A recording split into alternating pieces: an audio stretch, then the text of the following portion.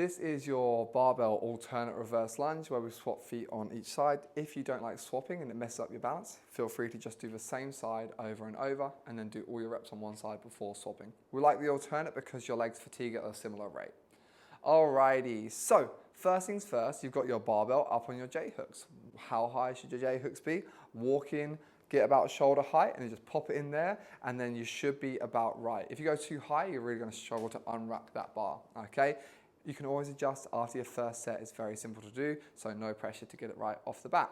The muscles that this is going to work here, guys, mainly that lower body, okay? So glutes are going to drive us up, quads are going to extend the leg, the hamstrings will shorten a little bit too, okay?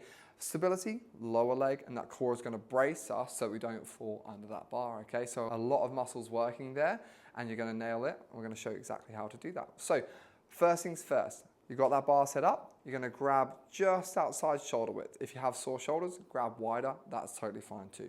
Start by putting one foot in and under the bar.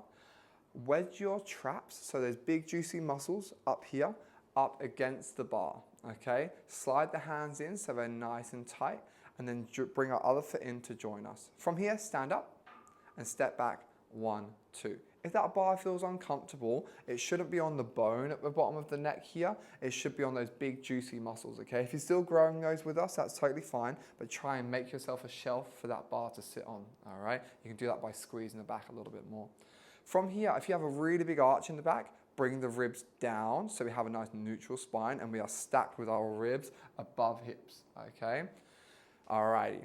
Now you've got that set up, feet hip width apart, toes are straight. Big breath in and hold that core tight. Step back, a decent step, probably about 1 tile / 1 meter, and then drive back to the starting point. Up, swap legs, and then go again. And you're going to cycle through those. As you do these, you're thinking about keeping the front knee out a little bit, in line with those toes. And you're thinking about staying on train tracks, not on a tightrope, okay? So if Lana puts that bar back, this is how you re-rack. Walk in so it hits, bang, slide down. And now from front on, if she looks at you and she does a couple of lunges, so steps back, train track, great, she's nice and stable.